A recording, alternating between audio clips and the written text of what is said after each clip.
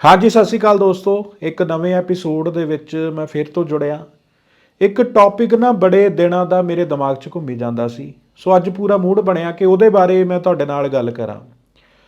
ਜਿੱਦਾਂ ਆਪਾਂ ਵੀਡੀਓਜ਼ ਦੇ ਵਿੱਚ ਗੱਲ ਕਰਦੇ ਹੁੰਦੇ ਆ ਡਿਪਰੈਸ਼ਨ ਦੀ, ਓਵਰ ਥਿੰਕਿੰਗ, ਕਨਫਿਊਜ਼ਨ ਆ, ਐਨਗਜ਼ਾਇਟੀ ਹੈ ਜਾਂ ਹੋਰ ਮਿਲਦੇ ਜੁਲਦੇ ਜਿਹੜੇ ਸਿੰਪਟਮ ਨੇ। ਪੁਰਾਣੀਆਂ ਵੀਡੀਓਜ਼ ਦੇ ਵਿੱਚ ਵੀ ਇਹਦੇ ਬਾਰੇ ਗੱਲ ਕੀਤੀ ਆ, ਤੁਹਾਡੇ ਨਾਲ ਆਉਣ ਵਾਲੀਆਂ ਵੀਡੀਓਜ਼ ਦੇ ਵਿੱਚ ਕਰਦੇ ਰਹਾਂਗੇ, ਕਿਉਂਕਿ ਆਪਾਂ ਇਹੀ ਜਿਹੜਾ ਕੋਸ਼ਿਸ਼ ਕਰ ਰਹੇ ਹਾਂ ਵੀ ਇਹ ਚੀਜ਼ਾਂ ਤੋਂ ਆਪਾਂ ਕਿੱਦਾਂ ਬਚ ਸਕਦੇ ਹਾਂ, ਆਪਾਂ ਆਪਣੀ ਲਾਈਫ ਨੂੰ ਕਿੱਦਾਂ ਵਧੀਆ ਬਣਾ ਸਕਦੇ ਹਾਂ ਇਹਨਾਂ ਜਿਹੜਾ ਇਹ ਬਿਮਾਰੀਆਂ ਤੋਂ ਬਾਹਰ ਨਿਕਲ ਕੇ। ਤੇ ਹੁਣ ਜੋ ਮੈਨੂੰ ਲੱਗਿਆ ਕਿ ਇੱਕ ਕਾਰਨ ਜਿਹੜਾ ਤੁਹਾਡੇ ਨਾਲ ਡਿਸਕਸ ਕਰਨਾ ਇਹਨਾਂ ਸਾਰੀਆਂ ਚੀਜ਼ਾਂ ਦਾ, ਕਿ ਉਹ ਕਾਰਨ ਕਿਤੇ ਨਾ ਕਿਤੇ ਸ਼ਾਮਲ ਆ ਆਪਣੇ ਦੁਖੀ ਰਹਿਣ ਦੇ ਵਿੱਚ, ਕਿ ਆਪਾਂ ਦੁਖੀ ਕਿਉਂ ਰਹਿੰਦੇ ਆ। ਉਹ ਕਾਰਨ ਇਹ ਆ ਕਿ ਜਿਹੜਾ ਬੰਦਾ ਨਾ ਮਤਲਬ ਆਪਣੇ ਆਪ ਨੂੰ ਖਾਸ ਸਮਝਦਾ ਵਾ, ਉਹ ਸਮਝਦਾ ਕਿ ਮੈਂ ਦੁਨੀਆ ਤੋਂ ਵੱਖਰਾ ਵਾਂ, ਵੀ ਮੈਂ ਭੀੜ 'ਚ ਸ਼ਾਮਲ ਨਹੀਂ, ਮੈਂ ਕੁਝ ਵੱਖਰਾ ਕਰਨਾ ਚਾਹੁੰਦਾ ਵਾਂ। ਅਤੇ ਜਾਂ ਫਿਰ ਕੋਈ ਬੰਦਾ ਚਾਹੁੰਦਾ ਵਾ ਕਿ ਕੋਈ ਮੈਨੂੰ ਖਾਸ ਨਿਗਾਹ ਨਾਲ ਦੇਖੇ, ਵੀ ਮੈਂ ਇੱਕ ਆਮ ਵਿਅਕਤੀ ਨਹੀਂ ਹਾਂ, ਮੈਂ ਇੰਟੈਲੀਜੈਂਟ ਹਾਂ, ਬਾਕੀਆਂ ਦੇ ਨਾਲੋਂ ਮੈਂ ਇੰਟੈਲੀਜੈਂਟ ਹਾਂ। ਉਹੀ ਜਿਹੜੇ ਵਿਅਕਤੀ ਜ਼ਿਆਦਾ ਦੁਖੀ ਰਹਿੰਦੇ ਨੇ, ਉਹੀ ਬੰਦੇ ਜਿਹੜੇ ਡਿਪਰੈਸ਼ਨ ਦੇ ਵਿੱਚ ਅਤੇ ਆਹ ਜਿਹੜੀ ਓਵਰ ਥਿੰਕਿੰਗ ਵਗੈਰਾ ਵਗੈਰਾ ਜਿਹੜੀਆਂ ਵੀ ਬਿਮਾਰੀਆਂ ਨੇ ਉਹਦਾ ਸ਼ਿਕਾਰ ਹੁੰਦੇ ਨੇ। ਮੈਨੂੰ ਲੱਗਦਾ ਇਹ ਮੇਰੀ ਰਾਏ ਆ। ਜੇ ਤੁਸੀਂ ਨਹੀਂ ਸਹਿਮਤ ਤਾਂ ਮੈਨੂੰ ਕਮੈਂਟ ਕਰ ਸਕਦੇ ਹੋ, ਕੋਈ ਇਤਰਾਜ਼ ਨਹੀਂ। ਇਹਨੂੰ ਪ੍ਰੂਵ ਕਰਨ ਦੇ ਲਈ ਪਰ ਮੈਂ ਤੁਹਾਨੂੰ ਉਦਾਹਰਨਾਂ ਜ਼ਰੂਰ ਦਊਂਗਾ। ਹੁਣ ਮੈਂ ਸਕੂਲ ਲਾਈਫ 'ਤੇ ਆਉਣਾ ਵਾਂ। ਤੁਸੀਂ ਸਾਰੇ ਜਣੇ ਨਾ ਆਪਣੀ ਆਪਣੀ ਸਕੂਲ ਲਾਈਫ ਯਾਦ ਕਰੋ। ਹੁਣ ਆਪਣੀ ਕਲਾਸ ਦੇ ਵਿੱਚ ਹਰ ਤਰ੍ਹਾਂ ਦਾ ਬੱਚਾ ਹੁੰਦਾ ਹੈ। ਅੱਜ ਵੀ ਉੱਦਾਂ ਹੀ ਆ, ਪਹਿਲਾਂ ਵੀ ਉੱਦਾਂ ਹੀ ਸੀ, ਅਤੇ ਆਉਣ ਵਾਲੇ ਸਮੇਂ ਦੇ ਵਿੱਚ ਵੀ ਇਹ ਸਾਰਾ ਕੁਝ ਇੱਦਾਂ ਹੀ ਰਹਿਣਾ। ਹਰ ਤਰ੍ਹਾਂ ਦਾ ਬੱਚਾ ਤੁਹਾਡੀ ਕਲਾਸ 'ਚ ਹੋਊਗਾ, ਨਲਾਇਕ ਵੀ ਹੋਊਗਾ, ਇੰਟੈਲੀਜੈਂਟ ਵੀ ਹੋਊਗਾ, ਐਵਰੇਜ ਵੀ ਹੋਊਗਾ। ਹੁਣ ਤੁਸੀਂ ਆਪਣੇ ਨਾਲ ਪੜ੍ਹਦੇ ਕਿਸੇ ਇੰਟੈਲੀਜੈਂਟ ਬੱਚੇ ਨੂੰ ਯਾਦ ਕਰੋ ਕਿ ਉਹ ਰੋਜ਼ ਹੋਮਵਰਕ ਕਰਕੇ ਆਉਂਦਾ ਸੀ, ਟੈਸਟ ਦੀ ਪੂਰੀ ਤਿਆਰੀ ਹੁੰਦੀ ਸੀ, ਟੀਚਰ ਜੋ ਵੀ ਸੁਣਦਾ ਸੀ ਉਹਦੇ ਲਈ ਉਹ ਤਿਆਰ ਹੁੰਦਾ ਸੀ। ਮਤਲਬ ਕਦੇ ਵੀ ਸ਼ਿਕਾਇਤ ਦਾ ਉਹ ਮੌਕਾ ਨਹੀਂ ਸੀ ਦਿੰਦਾ। ਹਰ ਕਲਾਸ ਦੇ ਵਿੱਚ ਇਹੋ ਜਿਹਾ ਬੱਚਾ ਜ਼ਰੂਰ ਹੁੰਦਾ ਵਾ। ਇੱਕ ਇਹੋ ਜਿਹੇ ਬੱਚੇ ਵੀ ਹੁੰਦੇ ਜਿਹੜੇ ਬੜੇ ਨਲਾਇਕ ਹੁੰਦੇ ਨੇ, ਉਹ ਕਦੇ ਹੋਮਵਰਕ ਕਰਦੇ ਹੀ ਨਹੀਂ, ਅਤੇ ਕਦੇ ਕਦਾਈ ਭੁੱਲ ਭੁਲੇਖੇ ਕਰ ਵੀ ਲੈਂਦੇ ਨੇ। ਪਰ ਜੇ ਟੀਚਰ ਉਹਨਾਂ ਨੂੰ ਡਾਂਟਦਾ ਤਾਂ ਉਹਨਾਂ ਨੂੰ ਕੋਈ ਫਰਕ ਹੀ ਨਹੀਂ ਪੈਂਦਾ, ਉਹਨਾਂ 'ਤੇ ਕੋਈ ਅਸਰ ਨਹੀਂ ਹੁੰਦਾ। ਇੱਕ ਹੁੰਦੇ ਆ ਐਵਰੇਜ, ਜਿਹੜੇ ਜ਼ਿਆਦਾ ਪਰਵਾਹ ਨਹੀਂ ਵੀ ਕਰਦੇ, ਕਦੇ ਕਦੇ ਪਰਵਾਹ ਕਰ ਵੀ ਲੈਂਦੇ ਆ ਟੀਚਰ ਦੀ, ਕਿ ਜੇ ਉਹਨਾਂ ਨੂੰ ਲੱਗੇ ਕਿ ਉਹ ਜ਼ਿਆਦਾ ਟੀਚਰ ਹੁਣ ਡਾਂਟ ਜ਼ਿਆਦਾ ਰਿਹਾ ਵਾ ਤਾਂ ਉਹ ਕੰਮ ਪੂਰਾ ਵੀ ਕਰ ਲੈਂਦੇ ਸੀ। ਮਤਲਬ ਬਹੁਤਾ ਜ਼ਿਆਦਾ ਦਿਲ 'ਤੇ ਨਹੀਂ ਲਾਉਂਦੇ ਸੀ, ਕਦੇ ਕਦੇ ਲਾਉਂਦੇ ਸੀ, ਹੈ ਨਾ। ਮੈਂ ਉਹਨਾਂ 'ਚੋਂ ਸੀਗਾ। ਹੁਣ ਜਿਹੜਾ ਬੱਚਾ ਇੰਟੈਲੀਜੈਂਟ ਸੀਗਾ, ਮੈਂ ਉਹਦੀ ਤੁਹਾਨੂੰ ਉਦਾਹਰਨ ਦਿੰਦਾ ਕਿ ਮੰਨ ਲਓ ਰੋਜ਼ ਉਹ ਕੰਮ ਕਰਕੇ ਆਉਂਦਾ ਸੀ, ਕਿਸੇ ਮਜਬੂਰੀ ਕਰਕੇ ਇੱਕ ਦਿਨ ਉਹ ਹੋਮਵਰਕ ਨਹੀਂ ਕਰਕੇ ਆਇਆ। ਇੰਨੇ ਸਾਲਾਂ ਦੇ ਵਿੱਚ ਕਦੇ ਨਾ ਕਦੇ ਤਾਂ ਉਹ ਦਿਨ ਆਇਆ ਹੋਊਗਾ, ਤੁਹਾਨੂੰ ਯਾਦ ਹੋਊਗਾ ਕਿ ਜਦੋਂ ਸਾਰੇ ਬੱਚਿਆਂ ਨੂੰ ਪੁਨਿਸ਼ਮੈਂਟ ਮਿਲਦੀ ਸੀ, ਉਹਦੇ ਵਿੱਚ ਸਭ ਤੋਂ ਕਲਾਸ ਦਾ ਇੰਟੈਲੀਜੈਂਟ ਬੱਚਾ ਵੀ ਤੁਹਾਡੇ ਨਾਲ ਕਦੇ ਤਾਂ ਸ਼ਾਮਲ ਹੋਊਗਾ। ਅਤੇ ਜਾਂ ਫਿਰ ਉਹਨੇ ਟੈਸਟ ਨਹੀਂ ਵਧੀਆ ਕੀਤਾ, ਇਹ ਵੀ ਜ਼ਰੂਰ ਹੋਇਆ ਹੋਊਗਾ, ਇੱਕ ਅੱਧੇ ਦਿਨ ਤਾਂ ਜ਼ਰੂਰ ਹੋਇਆ ਹੋਊਗਾ। ਹੁਣ ਤੁਸੀਂ ਕੰਪੇਅਰ ਕਰਿਓ ਵੀ ਜਦੋਂ ਟੈਸਟ ਵਧੀਆ ਨਹੀਂ ਹੋਇਆ, ਜਿਹੜਾ ਨਲਾਇਕ ਬੱਚਾ ਉਹਨੂੰ ਕੋਈ ਫਰਕ ਨਹੀਂ ਪੈ ਰਿਹਾ, ਉਹ ਮਸਤ ਹੈ, ਉੱਦਾਂ ਹੀ ਨੋਰਮਲ ਵਾਂਗੂ ਉਹ ਬਿਹੇਵ ਕਰ ਰਿਹਾ।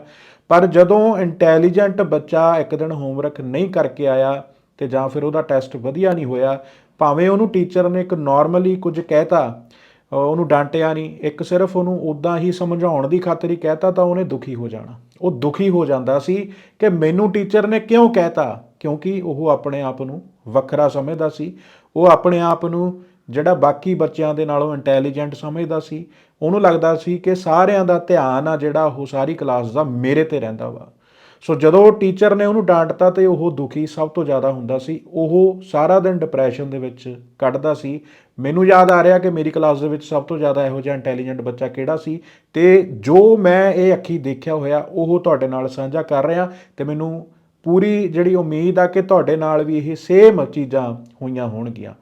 ਸੋ ਕੀ ਮੈਂ ਕਹਿਣਾ ਚਾਹੁੰਦਾ, ਤੁਸੀਂ ਸਮਝ ਗਏ ਹੋਵੋਗੇ ਕਿ ਇੱਕ ਖਾਸ ਸਮਝਣ ਵਾਲਾ ਆਪਣੇ ਆਪ ਨੂੰ ਜਿਹੜਾ ਬੱਚਾ ਸੀ ਉਹ ਜ਼ਿਆਦਾ ਦੁਖੀ ਹੁੰਦਾ ਸੀ, ਕਿਉਂਕਿ ਉਹਦੇ ਤੋਂ ਉਮੀਦਾਂ ਜ਼ਿਆਦਾ ਹੁੰਦੀਆਂ ਸੀ ਅਤੇ ਉਹਨੂੰ ਵੀ ਉਮੀਦਾਂ ਜ਼ਿਆਦਾ ਹੁੰਦੀਆਂ ਸੀਗੀਆਂ। ਸੋ ਇੱਕ ਕਾਰਨ ਆ ਇਹ ਡਿਪਰੈਸ਼ਨ ਦਾ। ਇਹੀ ਇੰਪਲੀਮੈਂਟ ਆਪਾਂ ਲਾਈਫ ਦੇ ਵਿੱਚ ਵੀ ਕਰਾਂਗੇ ਕਿ ਜਿਹੜਾ ਵਿਅਕਤੀ ਆਪਣੇ ਆਪ ਨੂੰ ਖਾਸ ਸਮਝਦਾ ਵਾ, ਉਹ ਚਾਹੁੰਦਾ ਵਾ ਕਿ ਸਾਰੇ ਮੇਰੇ ਵੱਲ ਖਿੱਚੇ ਜਾਣ, ਉਹ ਬੰਦਾ ਜ਼ਿਆਦਾ ਦੁਖੀ ਰਹਿੰਦਾ। ਕਿਵੇਂ? ਹੁਣ ਇੱਕ ਉਦਾਹਰਨ ਹੋਰ ਦਿੰਦਾ। ਕੋਈ ਫੰਕਸ਼ਨ ਆ, ਤੁਸੀਂ ਫੰਕਸ਼ਨ 'ਤੇ ਜਾਣਾ ਵਾ ਅਤੇ ਤੁਸੀਂ ਬੜਾ ਵਧੀਆ ਤਿਆਰ ਹੋਏ। ਜੇ ਤੁਸੀਂ ਪੱਗ ਬੰਨ੍ਹਦੇ ਹੋ ਤੁਹਾਨੂੰ ਲੱਗਾ ਵੀ ਅੱਜ ਮੇਰੇ ਪੱਗ ਦਾ ਰੰਗ ਬਹੁਤ ਸੋਹਣਾ ਵਾ, ਬਹੁਤ ਸੋਹਣੀ ਪੱਗ ਬੰਨੀ ਆ ਤੇ ਜਿਹੜੀ ਮੇਰੀ ਡਰੈਸ ਆ ਬਹੁਤ ਵਧੀਆ ਵਾ, ਮੈਂ ਸਾਰਿਆਂ ਤੋਂ ਵੱਖਰਾ ਲੱਗਣਾ ਚਾਹੀਦਾ ਵਾਂ ਵੀ ਪਾਰਟੀ ਦੇ ਉੱਤੇ ਮੈਨੂੰ ਨਹੀਂ ਲੱਗਦਾ ਵੀ ਮੇਰੇ ਵਰਗੀ ਕੋਈ ਮੈਚਿੰਗ ਕੀਤੀ ਹੋਊਗੀ। ਤੇ ਜੇ ਲੇਡੀਜ਼ ਦੀ ਗੱਲ ਕਰਾਂ, ਲੇਡੀਜ਼ ਵੀ ਇਹੀ ਚਾਹੁੰਦੀਆਂ ਹੁੰਦੀਆਂ ਕਿ ਜਿਹੜੀ ਵੀ ਉਹਨਾਂ ਨੇ ਡਰੈਸ ਪਾਈ ਆ ਉਹਨਾਂ ਨੂੰ ਇਹ ਲੱਗਣਾ ਚਾਹੀਦਾ ਹੁੰਦਾ ਵੀ ਮੈਂ ਸਾਰਿਆਂ ਤੋਂ ਡਿਫਰੈਂਟ ਲੱਗਾ। ਜਿਹੜੀ ਲੇਡੀ ਇਦਾਂ ਸੋਚਦੀ ਆ ਉਹ ਦੁਖੀ ਵੀ ਹੋਊਗੀ ਤੇ ਜਿਹੜਾ ਬੰਦਾ ਇਦਾਂ ਸੋਚਦਾ ਉਹ ਵੀ ਦੁਖੀ ਹੋਊਗਾ। ਕਿਵੇਂ? ਤੁਸੀਂ ਪਾਰਟੀ ਤੇ ਪਹੁੰਚ ਗਏ, ਤੁਹਾਡੇ ਵੱਲ ਕਿਸੇ ਨੇ ਦੇਖਿਆ ਹੀ ਨਹੀਂ, ਤੁਹਾਡੀ ਕਿਸੇ ਨੇ ਤਾਰੀਫ ਹੀ ਨਹੀਂ ਕੀਤੀ, ਤੁਹਾਨੂੰ ਸਾਰੇ ਇਗਨੋਰ ਕਰੀ ਜਾਂਦੇ ਆ ਤੇ ਤੁਸੀਂ ਇਹ ਉਮੀਦ ਕਰ ਰਹੇ ਹੋ ਵੀ ਅਗਲਾ ਮੈਨੂੰ ਆ ਕੇ ਮੇਰੀ ਤਾਰੀਫ ਕਰੇ, ਮੇਰੀ ਡਰੈਸ ਦੀ ਤਾਰੀਫ ਕਰੇ, ਮੈਨੂੰ ਕਹੇ ਵੀ ਯਾਰ ਸਾਰਿਆਂ ਤੋਂ ਵੱਖਰਾ ਲੱਗ ਰਿਹਾ। ਤੁਹਾਨੂੰ ਕਿਸੇ ਨੇ ਨਹੀਂ ਕਿਹਾ, ਤੁਸੀਂ ਦੁਖੀ ਹੋ ਜਾਣਾ। ਇੱਕ ਤਾਂ ਤੁਸੀਂ ਉਮੀਦ ਕਰ ਲਈ, ਇੱਕ ਤੁਸੀਂ ਇਹ ਫੀਲ ਕਰ ਰਹੇ ਹੋ ਵੀ ਮੈਂ ਸਾਰਿਆਂ ਤੋਂ ਵੱਖਰਾ ਵਾਂ, ਮੈਂ ਖਾਸ ਹਾਂ ਅੱਜ, ਪਰ ਤੁਹਾਨੂੰ ਕੋਈ ਅਹਿਸਾਸ ਹੀ ਨਹੀਂ ਕਰਾ ਰਿਹਾ ਕਿ ਤੁਸੀਂ ਖਾਸ ਹੋ। ਤੁਸੀਂ ਡਿਪਰੈਸ਼ਨ 'ਚ ਚਲ ਜਾਣਾ, ਤੁਸੀਂ ਦੁਖੀ ਹੋ ਜਾਣਾ, ਤੁਸੀਂ ਇਹੀ ਸੋਚੀ ਜਾਣਾ ਵੀ ਯਾਰ ਮੈਂ ਇੰਨੇ ਮਹਿੰਗੇ ਕੱਪੜੇ ਲਏ ਆ, ਮੈਂ ਇੰਨਾ ਟਾਈਮ ਤਿਆਰ ਹੋਣ 'ਤੇ ਲਾਇਆ ਵੀ ਮੇਰਾ ਮੁੱਲ ਹੀ ਨਹੀਂ ਪਿਆ, ਕਿਸੇ ਨੇ ਮੇਰੀ ਤਾਰੀਫ ਹੀ ਨਹੀਂ ਕੀਤੀ। ਤੁਸੀਂ ਦੁਖੀ ਜ਼ਰੂਰ ਹੋਵੋਗੇ। ਇੱਕ ਪਾਰਟੀ ਦੇ ਵਿੱਚ ਕੈਟਾਗਰੀ ਹੁੰਦੀ ਆ ਕਿ ਉਹ ਨਾਰਮਲ ਹੁੰਦੇ ਨੇ, ਉਹਨਾਂ ਨੇ ਜ਼ਿਆਦਾ ਟੌਰ ਵੀ ਨਹੀਂ ਕੱਢੀ ਹੁੰਦੀ, ਨਾਰਮਲ ਡਰੈਸ ਅਪ ਹੋਏ ਹੁੰਦੇ ਆ, ਉਹਨਾਂ ਨੂੰ ਕੋਈ ਉਮੀਦ ਨਹੀਂ ਹੁੰਦੀ ਵੀ ਯਾਰ ਆ ਕੇ ਉਹਨਾਂ ਦੀ ਕੋਈ ਤਾਰੀਫ ਕਰੇ, ਉਹਨਾਂ ਨੂੰ ਕੋਈ ਕੁਝ ਕਵੇ। ਲੇਡੀਜ਼ ਵੀ ਹੁੰਦੀਆਂ ਨੇ, ਜੈਂਟਸ ਵੀ ਹੁੰਦੇ ਨੇ, ਸੋ ਉਹਨਾਂ ਨੂੰ ਕੋਈ ਫਰਕ ਹੀ ਨਹੀਂ ਪੈਣਾ, ਆ ਕੇ ਕੋਈ ਕਹਿ ਵੀ ਦੇਵੇ ਭਾਵੇਂ ਨਾ ਵੀ ਕਵੇ, ਉਹ ਆਪਣੀ ਪਾਰਟੀ ਇੰਜੋਏ ਕਰਦੇ ਨੇ, ਕਿਸੇ ਦਾ ਇੰਤਜ਼ਾਰ ਨਹੀਂ ਕਰਦੇ ਵੀ ਉਹ ਬੰਦਾ ਫਲਾਣਾ ਮੇਰੇ ਕੋਲ ਆ ਕੇ ਮੇਰੀ ਤਾਰੀਫ ਕਰਦੇ। ਤੇ ਦੂਜੇ ਪਾਸੇ ਉਹ ਲੋਕ ਨੇ ਜਿਹੜੇ ਦੁਖੀ ਹੋ ਕੇ ਘਰ ਆਏ, ਉਹਨਾਂ ਦੀ ਤਾਰੀਫ ਨਹੀਂ ਹੋਈ, ਉਹ ਤਾਰੀਫ ਸੁਣਨਾ ਚਾਹੁੰਦੇ ਸੀ ਤੇ ਇਹ ਵੀ ਪੋਸੀਬਲ ਆ ਉਹਨਾਂ ਨੂੰ ਰਾਤੀ ਨੀਂਦ ਨਾ ਆਈ ਹੋਵੇ, ਉਹ ਸਟ੍ਰੈਸ ਦੇ ਵਿੱਚ ਸੀ, ਉਹ ਸੋਚਦੇ ਹੀ ਰਹੇ ਵੀ ਕਿਉਂ ਨਹੀਂ ਮੇਰੀ ਡਰੈਸ ਨੂੰ ਆ ਕੇ ਕਿਸੇ ਨੇ ਵਧੀਆ ਕਿਹਾ ਤੇ ਕਿਉਂ ਨਹੀਂ ਮੇਰੇ ਮੇਕਅਪ ਦੀ ਤਾਰੀਫ ਹੋਈ। ਇਹ ਸਾਰੀ ਰਾਤ ਉਹ ਸੋਚੀ ਹੋ ਗਏ, ਡਿਪਰੈਸ਼ਨ 'ਚ ਚਲੇ ਗਏ ਇੰਨੀ ਗੱਲ ਪਿੱਛੇ।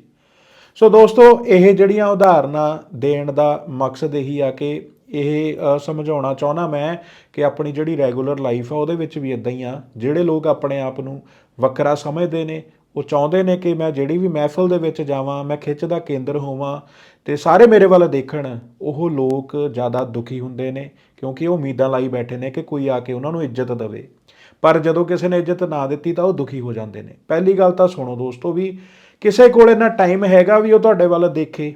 ਅੱਜ ਦੀ ਜਿਹੜੀ ਜ਼ਿੰਦਗੀ ਆ ਇੰਨੀ ਭੱਜ ਦੌੜ ਵਾਲੀ। ਸੋ ਨਿਚੋੜ ਇਹੀ ਨਿਕਲਦਾ, ਕਨਕਲੂਜ਼ਨ ਇਹੀ ਨਿਕਲਦਾ ਕਿ ਆਪਾਂ ਆਪਣੇ ਆਪ ਨੂੰ ਖਾਸ ਸਮਝਣਾ ਬੰਦ ਕਰੀਏ, ਆਪਣੇ ਆਪ ਨੂੰ ਵੱਖਰਾ ਕਰਨ ਦੀ ਕੋਸ਼ਿਸ਼ ਨਾ ਕਰੋ। ਜੇ ਤੁਸੀਂ ਡਿਪਰੈਸ ਹੁੰਦੇ ਹੋ, ਜੇ ਤੁਸੀਂ ਦੁਖੀ ਹੋ ਕੇ ਸਾਰਾ ਕੁਝ ਕਰਨ ਦੀ ਕੋਸ਼ਿਸ਼ ਕਰ ਰਹੇ ਹੋ ਕਿ ਮੈਂ ਦੁਨੀਆ ਤੋਂ ਵੱਖਰਾ ਬਣਨਾ, ਤਾਂ ਉਹ ਵੱਖਰਾ ਬਣਨ ਦਾ ਕੋਈ ਫਾਇਦਾ ਨਹੀਂ। ਤੁਸੀਂ ਦੁਖੀ ਹੋਵੋਗੇ, ਸਾਰੀ ਜ਼ਿੰਦਗੀ ਤੁਹਾਡੀ ਐਦਾਂ ਹੀ ਨਿਕਲ ਜਾਣੀ ਆ, ਪੂਰੀ ਡਿਪਰੈਸ਼ਨ ਦੇ ਵਿੱਚ। ਸੋ ਮੈਂ ਇਹ ਨਹੀਂ ਕਹਿੰਦਾ ਵੀ ਟੌਰ ਨਾ ਕੱਢੋ, ਆਪਣੇ ਆਪ ਨੂੰ ਵੱਖਰਾ ਨਾ ਕਰੋ, ਸਿਰਫ ਆਪਣੇ ਮਨ ਦੀ ਤਸੱਲੀ ਲਈ ਆਪਾਂ ਸਾਰਾ ਕੁਝ ਕਰਨਾ। ਜੇ ਤੁਸੀਂ ਵਧੀਆ ਦਿਖਣਾ ਚਾਹੁੰਦੇ ਹੋ, ਜੇ ਤੁਸੀਂ ਟੌਰ ਕੱਢਦੇ ਹੋ, ਜੇ ਵਧੀਆ ਕੱਪੜੇ ਪਾਉਂਦੇ ਹੋ, ਤਾਂ ਇਹ ਸੋਚ ਕੇ ਨਹੀਂ ਪਾਉਣੇ ਵੀ ਕੋਈ ਆ ਕੇ ਮੇਰੀ ਤਾਰੀਫ ਕਰੂਗਾ। ਆਪਣੀ ਮਨ ਦੀ ਸ਼ਾਂਤੀ ਲਈ, ਮਨ ਦੇ ਸਕੂਨ ਲਈ ਵੀ ਹਾਂ ਮੈਨੂੰ ਵਧੀਆ ਲੱਗਦਾ ਯਾਰ, ਮੈਂ ਤਾਂ ਕਰਨਾ। ਤੁਸੀਂ ਇਹ ਚੀਜ਼ਾਂ ਆਪਣੇ ਲਈ ਕਰਨੀਆਂ ਨੇ, ਦੂਜੇ ਤੋਂ ਤਾਰੀਫਾਂ ਸੁਣਨ ਦੇ ਲਈ ਨਹੀਂ ਕਰਨੀਆਂ। ਤੁਸੀਂ ਕੁਝ ਵੱਖਰਾ ਕਰਨਾ ਚਾਹੁੰਦੇ ਹੋ ਤਾਂ ਇਹ ਉਮੀਦ ਨਾ ਰੱਖੋ ਕੋਈ ਆ ਕੇ ਤੁਹਾਨੂੰ ਕਵੇ। ਕਿਸੇ ਦਾ ਇੰਤਜ਼ਾਰ ਨਾ ਕਰੋ ਕਿ ਕੋਈ ਆ ਕੇ ਤੁਹਾਡੀ ਤਾਰੀਫ ਕਰੇ। ਤੁਹਾਨੂੰ ਆਪਣੇ ਆਪ 'ਤੇ ਟਰਸਟ ਹੋਣਾ ਚਾਹੀਦਾ ਵੀ ਯਾਰ ਜੋ ਤੁਸੀਂ ਕਰ ਰਹੇ ਹੋ ਠੀਕ ਆ।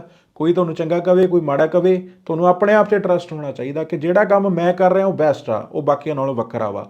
ਜੇ ਤਾਂ ਤੁਸੀਂ ਐਦਾਂ ਕੰਮ ਕਰ ਰਹੇ ਹੋ ਫਿਰ ਤਾਂ ਠੀਕ ਆ। ਜੇ ਤੁਸੀਂ ਵੱਖਰਾ ਦਿਖਣ ਦੀ ਕੋਸ਼ਿਸ਼ ਦੇ ਵਿੱਚ ਦੁਖੀ ਹੋ ਗਏ, ਡਿਪਰੈਸ਼ਨ 'ਚ ਚਲੇ ਗਏ, ਜਾਂ ਤੁਹਾਨੂੰ ਕਨਫਿਊਜ਼ਨ, ਓਵਰ ਥਿੰਕਿੰਗ, ਲੱਲਾ ਭੱਬਾ ਜਿਹੜੀਆਂ ਵੀ ਬਿਮਾਰੀਆਂ ਤੁਹਾਨੂੰ ਲੱਗ ਗਈਆਂ, ਫਿਰ ਉਸ ਚੀਜ਼ ਦਾ ਕੋਈ ਵੀ ਫਾਇਦਾ ਨਹੀਂ।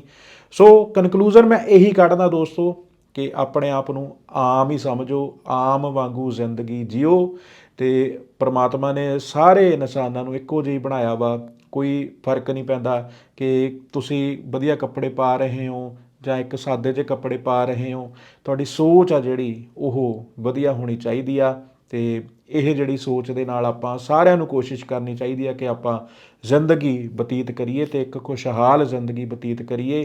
ਕਿਸੇ ਤੋਂ ਉਮੀਦ ਨਹੀਂ ਰੱਖਣੀ। ਆਪਣੀ ਮਨ ਦੀ ਤਸੱਲੀ ਦੇ ਲਈ ਜਿਹੜਾ ਵੀ ਕੰਮ ਕਰਨਾ ਉਹਦੇ ਲਈ ਤੁਹਾਨੂੰ ਸ਼ੁਭ ਕਾਮਨਾਵਾਂ।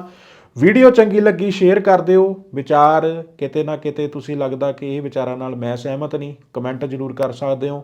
ਮੈਂ ਖਿਹੜੇ ਮੱਥੇ ਪ੍ਰਵਾਨ ਕਰੂੰਗਾ। ਬਹੁਤ ਬਹੁਤ ਧੰਨਵਾਦ ਦੋਸਤੋ। ਮਿਲਦਾ ਅਗਲੀ ਵੀਡੀਓ ਦੇ ਵਿੱਚ ਕਿਸੇ ਨਵੇਂ ਟੌਪਿਕ ਦੇ ਨਾਲ।